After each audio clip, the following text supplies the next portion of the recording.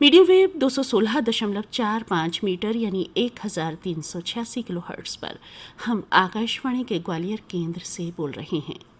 लीजिए अब सुनिए कोविड-19 जागरूकता का कार्यक्रम मन में है विश्वास।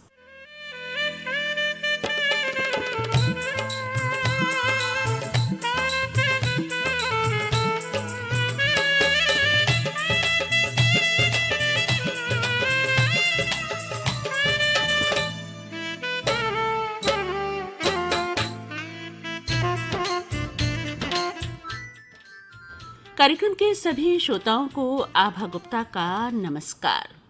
श्रोताओं, कोविड-19 के संक्रमण से बचने के लिए हमें अभी भी अतिरिक्त सतर्कता की जरूरत है। साथ ही हमें धैर्य और संयम से भी काम लेना होगा।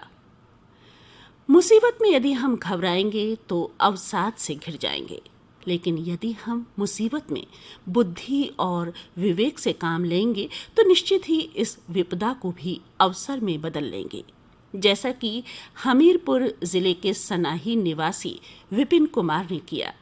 विदेश से लौटे विपिन कुमार ने अपने चचेरे भाई के साथ घर के पास ही मिट्टी का अवन बनाकर पिज्जा बेचना शुरू किया। धीरे धीरे इनका ये कारोबार चल निकला।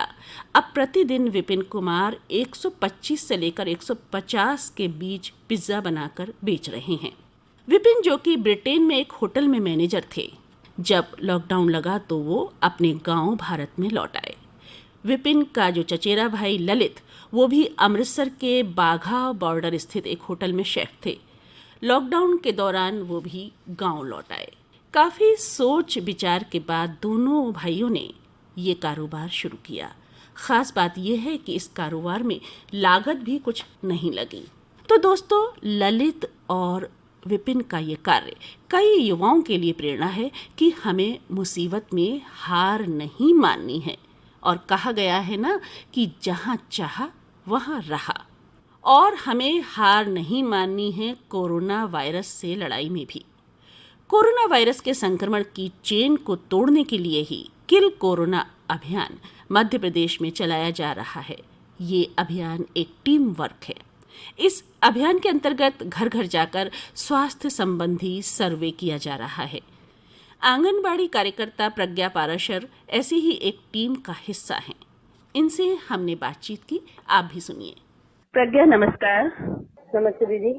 कार्यक्रम में आपका स्वागत है। किल कोरोना अभियान से जुड़ी एक टीम का हिस्सा हो आप, प्रज्ञा। तो आपकी टीम में कुल कितने लोग हैं और घर घर जाकर आप किस तरह से अपना सर्वे कर रही हैं? मेरी टीम में कुल 6 लोग हैं जी। और डोर टू डोर जाके हमें सर्वे करना है। बिल्कुल। एक एएनएम, 2 हमारी सहायिकाएं हैं जी और 2 कार्यकर्ताएं हैं हम, और एक एएनएम है। ठीक, तो कुल 6 लोग हो गए आप, है ना? जी। तो घर पर जाकर के आप किस तरह से अपना सर्वे कर रही हैं? और बहुत सारे लोगों को हालांकि ये भी नहीं पता होगा कि किल कोरोना अभियान चलाया जा रहा है मध्य प्रदेश सरकार के द्वारा हर जिले में, तो उन्हें कैसे समझाती हो आप? क्या क्या एक्टिविटीज आप करती हो? सुबह 9 बजे हमारा सर्वे स्टार्ट हो जाता है और हमारे साथ जो सहायिका है वो जाके नॉक करती है दरवाजे पे। जी। उसके बाद मैं और एएनएम जाते हैं वहाँ पर। तो जो फॉर्मेलिटीज है वो करते हैं रजिस्टर में। 10 या 15 कॉलमों का सर्वे है ये दीदी। अच्छा।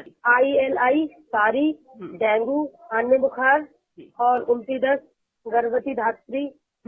और ये पेशेंटों को लिए पूछना है कि किसी को खांसी जुकाम है कि नहीं, किसी को अन्य कोई परेशानी तो नहीं है।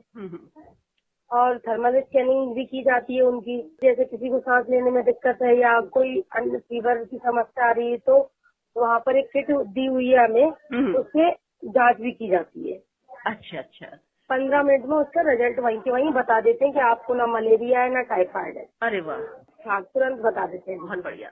तो एक घर में जितने भी सदस्य होते हैं तो सभी सदस्यों का आप हाल जानती हो और उसको अपने रजिस्टर में दर्ज करती हो, है ना? हाँ, पहले मुखिया का नाम पूछते हैं, फिर सदस्य संख्या पूछते हैं, कितने अभी यहाँ पर है, उपस्थित है और कितने बाहर है। अच्छा। और ट्रैवल हिस्ट्री जानते हैं उनकी, 7 दिन में किसी को कोई फीवर आया या नहीं आया, या 7 दिन में कोई घर से बाहर गया या आया, या शादी समारोह से लौट के आया। अच्छा, ये पूछते हैं। बिल्कुल।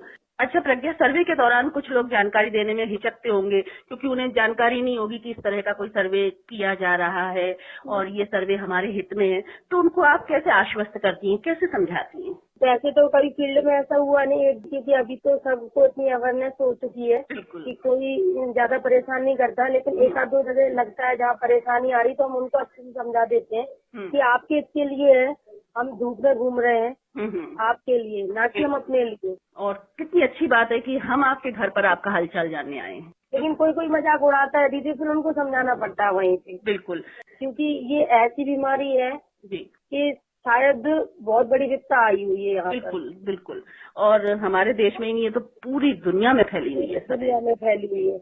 और किल कोरोना अभियान का मकसद ही यही है कि हर एक घर में जाकर हर व्यक्ति का हम हाल जानेंगे और उसके बारे में जब रिकॉर्ड बनेगा तो पता चलेगा कहाँ कौन बीमार है ना। जी हाँ, ट्रैवल हिस्ट्री से बहुत पता चल जाता है। जैसे कोई बाहर से आया है, पुणे से आया है, तो उसको क्वारंटाइन करने के लिए फोन लगा देते हैं, और जैसे कोई घर में बीमार मिलता है तो उसको तुरंत रेफर स्लिप देके हम फीवर क्लिनिक भेज देते हैं। अच्छा, आप घर घर जाती हैं, फील्ड वर्क कर रही हैं, तो ऐसे में आपको अपनी सुरक्षा का भी ध्यान रखना होता होगा, तो किस तरह से रखती है? हम लोग दीदी मास्क, ग्लव्स, सैनिटाइजर साथ में लेके रखते हैं जी। और हम सोशल डिस्टेंसिंग का पूरा पालन करते हैं। 2 व्यक्ति अगर डोर नॉक कर रहे हैं तो हम 2 पीछे हो जाते हैं। और जो थर्मल स्क्रीनिंग करती हैं वो भी नॉन कांटेक्ट वाले थर्मामीटर से करती हैं ना? व्यक्ति को हम लोग बोल देते हैं कि फेस अपना उस साइड कर लीजिए, फिर उसके बाद थर्मल स्क्रीनिंग की जाती है। अच्छा, तो पूरे उत्साह और ऊर्जा के साथ आप किल कोरोना अभियान को सार्थक बनाने में जुटी हैं, और अगर ऐसे ही उत्साही और ऊर्जावान कार्यकर्ता इस अभियान के तहत घर घर जाकर सर्वे करेंगे तो निश्चित ही प्रज्ञा कोरोना का सफाया होगा, ऐसी हम उम्मीद रखते हैं। कोरोना हारेगा, इंडिया जीतेगा।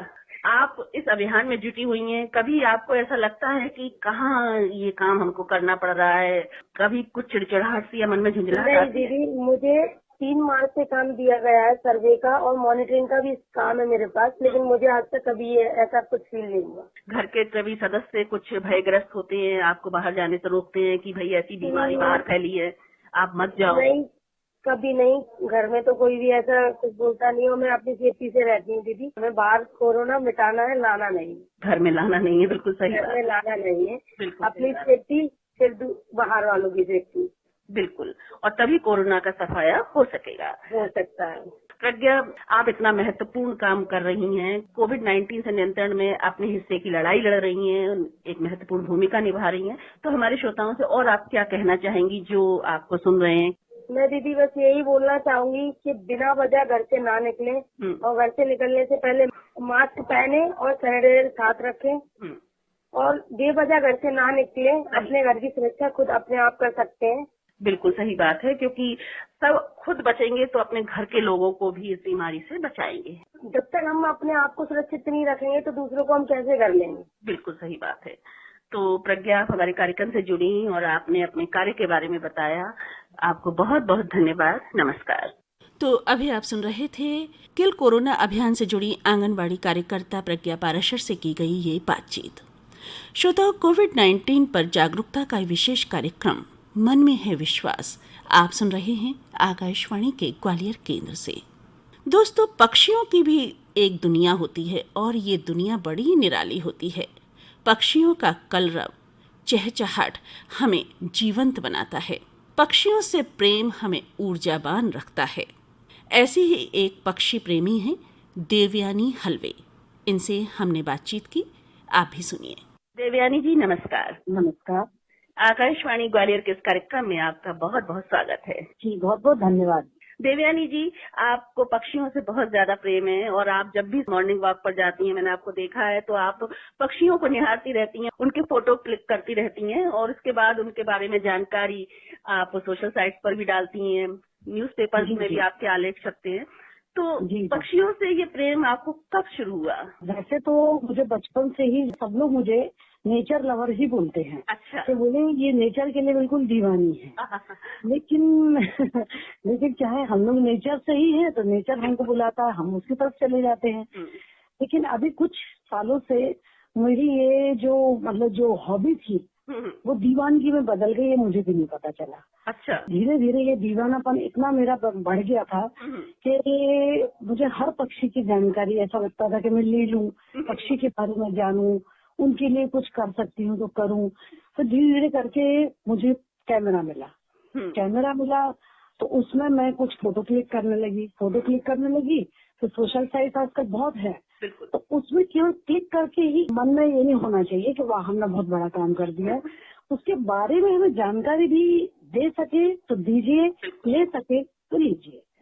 इस तरह से मेरा ये प्रेम बढ़ा और 4-5 साल हो गए मेरे इस प्रेम को। अच्छा, तो ये बताइए कि आप ग्वालियर की रहने वाली हैं, यहीं आप सोशल वर्क कर रही हैं, तो ग्वालियर और आसपास के इलाकों में ज्यादातर कौन कौन से पक्षी पाए जाते हैं? वैसे देखा जाए तो हम बचपन में जिनको बोलते थे ना, चिड़िया, तोता, मैना, कबूतर, ये तो है ही, ये तो हमारे बचपन के ही साथी हैं। लेकिन ग्वालियर के आसपास हमारे, जब से मैं फोटोग्राफी कर रही हूँ 4-5 साल से, तब से मैंने 250 से 300 पक्षी ऐसे देखे हैं जो शायद हम लोगों को नहीं पता होता है, हमारे न सिलेबस में वो रहते हैं। लेकिन जब से मैंने फोटोग्राफी सीखी है या मुझे पक्षी प्रेम बढ़ा है, तब से मैंने 250 से 300 प्रकार के पक्षी यहाँ देखे हैं जो ग्वालियर में ही हैं। और मेरे घर के आसपास भी ये सब पक्षी ज्यादातर हैं। अच्छा।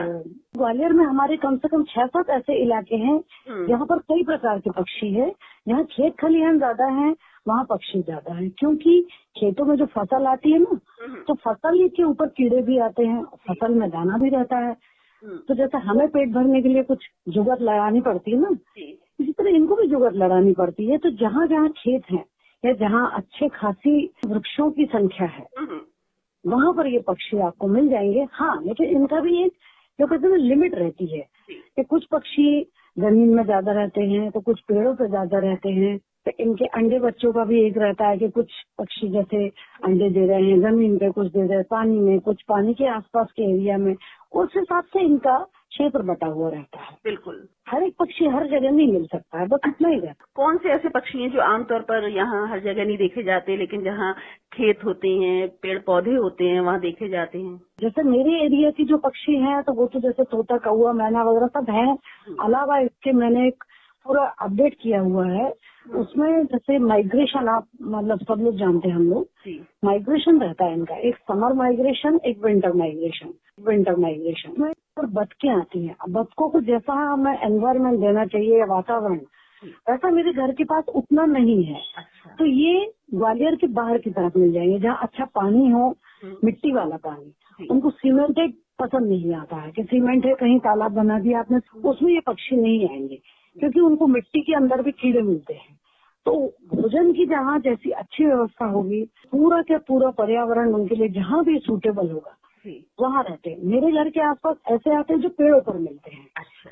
जो पेड़ों पर ही घोंसला बनाते हैं, पेड़ों पर ही बैठते हैं, पेड़ों के कीड़े खाते हैं। ये लोग ऐसे ऐसे कीड़े खाते हैं, यदि ये कीड़े नहीं खाएं तो हम आज डॉक्टर के पास जाके थक जाएंगे, लेकिन हमारी बीमारियां खत्म नहीं होंगी। बिल्कुल। तोता मैना जैसे कि हम नाम से भी जानते हैं और तोते को हम अक्सर देखते हैं, बहुत सुंदर पक्षी होता है, लाल चोंच, हरा रंग। बिल्कुल बिल्कुल बिल्कुल। अक्सर हम किताबों में पढ़ते हैं, साहित्य में पढ़ा है कि तोता मैना की कहानी। तो ये तोता और मैना की कहानी क्या है? इन दोनों का आपस में कुछ संबंध नहीं है?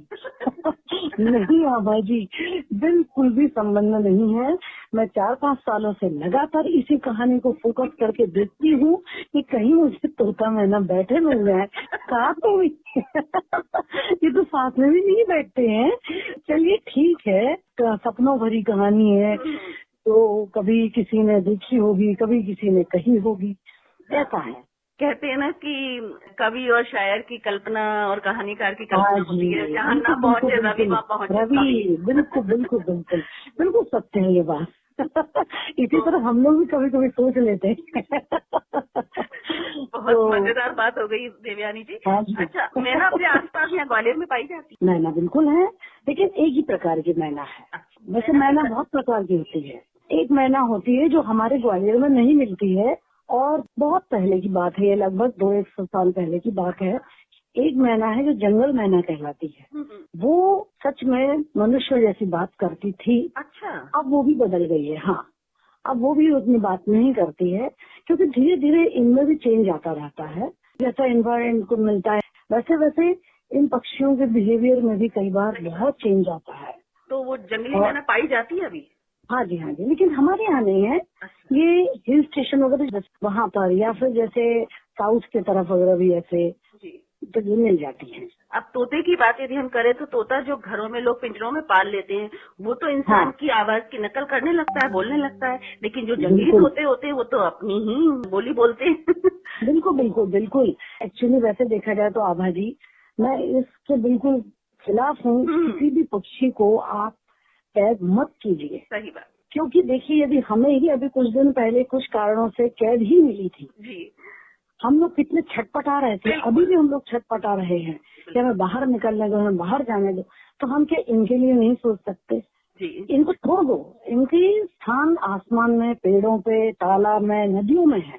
उनका स्थान घरों में नहीं है। तो मैं सबसे ये रिक्वेस्ट करूंगी कि प्लीज उनको मत कीजिए ऐसा। मतलब आप यही कहना चाह रही हैं कि पक्षियों से यदि प्रेम है तो प्रकृति के सानिध्य में जाइए, वहाँ पक्षियों को जाते देखिए, उनके फोटो कीजिए हो सके तो, लेकिन उन्हें पिंजरे में बंद ना कीजिए। ना, बिल्कुल भी नहीं। इनकी मधुर जैसे आप सुनेंगे ना वाणी, सुन के ऐसा लगेगा आपको कि सच में हम स्वर्ग में पहुंच गए हैं। बिल्कुल सही। क्योंकि इनकी बोली बहुत मीठी होती है। बिल्कुल सही बात है। पिंजरे में बंद अगर हम कर दे पक्षियों को तो इनकी जो चमक होती है, इनके पंखों पे, इनकी चोंच पर, वो बिल्कुल खत्म हो जाती है। बिल्कुल नेचुरल सी बात है भाई।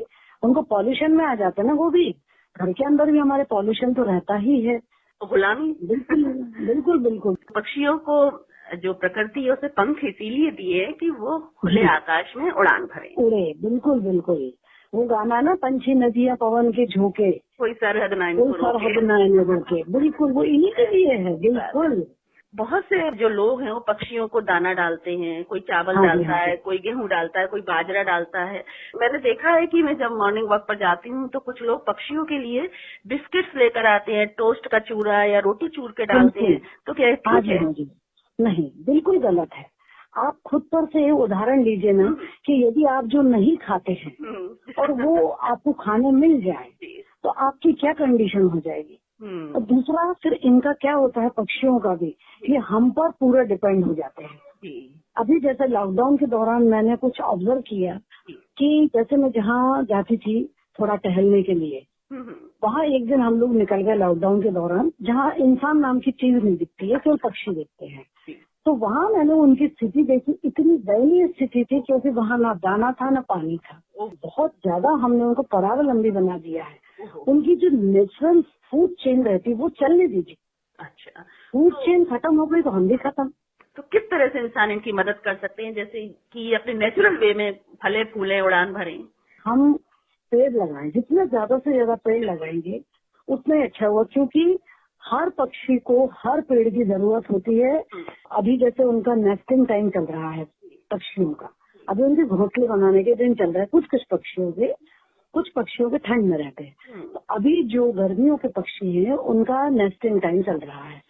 नेस्ट बनाते समय मैंने कई पक्षियों को ऑब्जर्व किया है, वो ऐसे ऐसे पेड़ों की टहनियां और पत्ते तोड़ते हैं कि हम सोच भी नहीं सकते। आप विश्वास नहीं मानेंगे, तुलसी की जो मंजरी होती है उसके बाद ये अपना मीठा नीम होता है, उसकी पत्तियां वो तोड़ तोड़ के घोंसले में डालते हैं। अकौआ का जो बीज फट जाता है तो उसका जो कॉटन जैसा निकलता है, वो बच्चों को आराम मिलने के लिए हम अपने बच्चों के लिए गद्दी, वो इस गद्दी का यूज करते हैं। उसके बाद खाने के लिए उनको फल चाहिए। तो जैसे पीपल है, उसमें बहुत सारे आते हैं बीज, पीपल के जो बीज आते हैं फल जैसे आते हैं। हर पक्षी उस पर जाके बैठता है। उसके बाद हर पक्षी का अपना अलग अलग तरीका होता है घोंसला बनाने का। हर पक्षी को अलग अलग पेड़ चाहिए, अलग अलग फल चाहिए। तो यदि हम जितने ज्यादा से ज्यादा पेड़ लगाएं, बिल्कुल हर पक्षी को सुविधा मिलेगी ना। और हमारे आसपास खूब बढ़िया लहलहाते पेड़ दिखते तो बारिश होती है, बारिश के कारण भी हमारे पक्षी खुश हो जाते हैं। आज ही बारिश हुई है, मेरे घर कनेर का पेड़ लगा है, इतने खुश हो रहे हैं वो, उसमें से रस पी रहे हैं, पानी पी रहे हैं, खूब चहक रहे हैं, उनको मजा आ रही है। हम चहकने को देखना चाहते हैं उनका, और हमें क्या चाहिए ना। बिल्कुल सही बात। खूब पेड़ लगाइए। और आपको पक्षियों से इतना प्रेम है तो निश्चित रूप से आप उनकी बोली समझ लेती होंगी कि कब वो खुश हो रहे हैं। बिल्कुल बिल्कुल, थोड़ा ज्यादा तो नहीं। हाँ, बस जैसे कलरव कर रहे हैं या फिर कुछ उनकी जो बॉडी लैंग्वेज होती है थोड़ी थोड़ी मैं समझ रही हूँ, वो क्या कह रहे हैं, या डर रहे हैं, तो क्यों डर रहे हैं, क्या बात हो सकती है ऐसी, या भाग जाते हैं।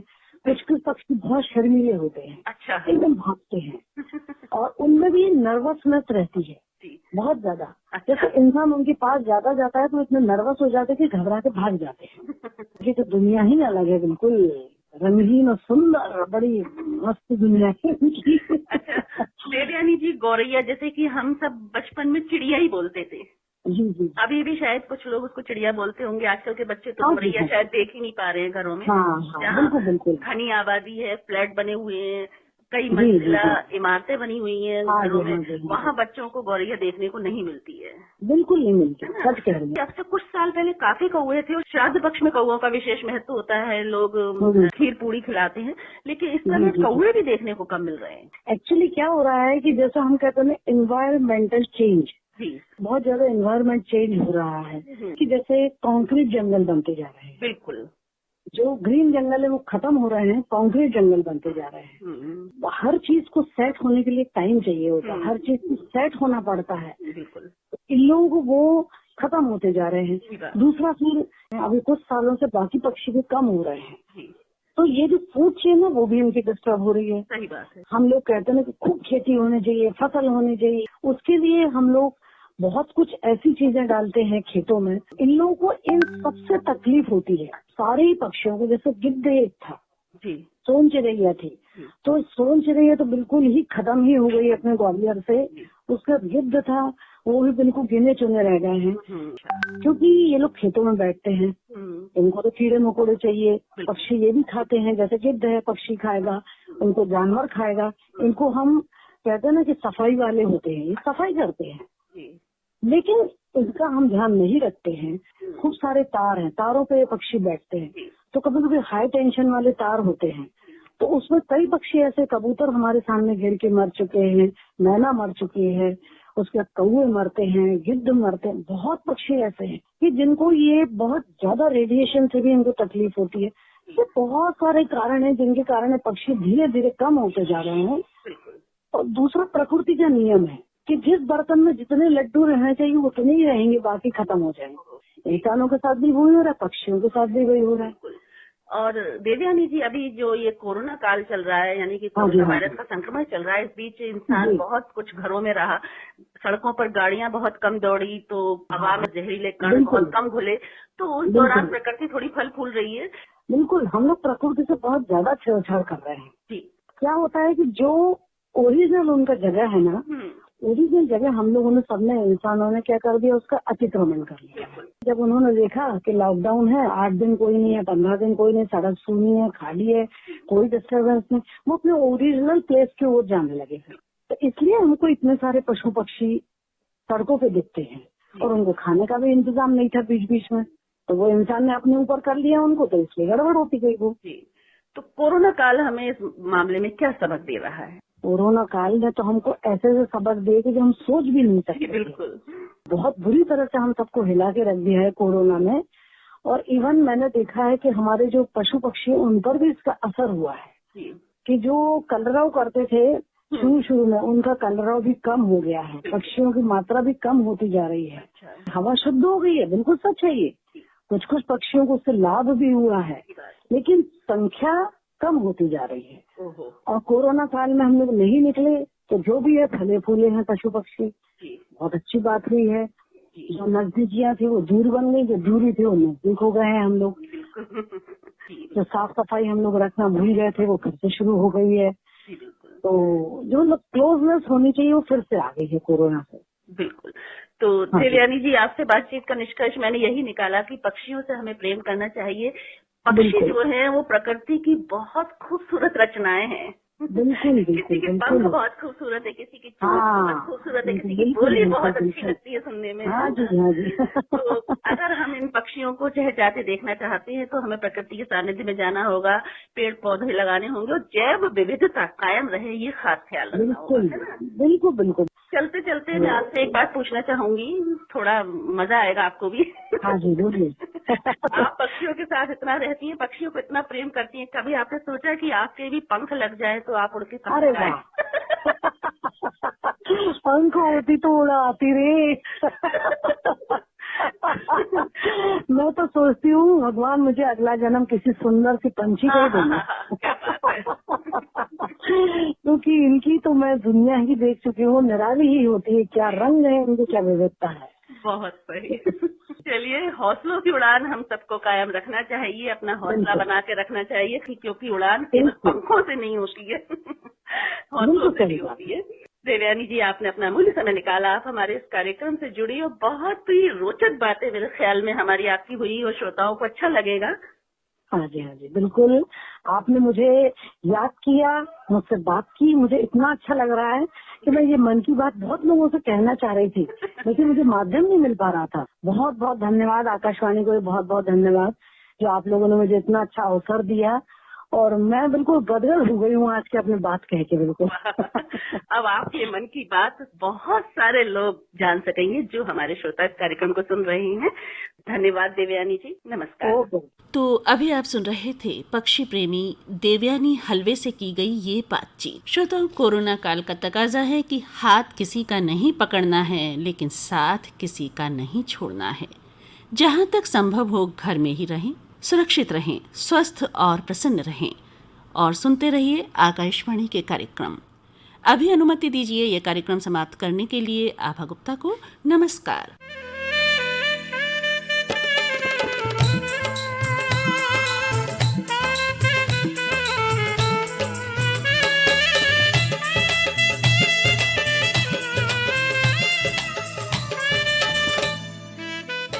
आप सुन रहे थे कोविड-19 जागरूकता का कार्यक्रम मन में है विश्वास।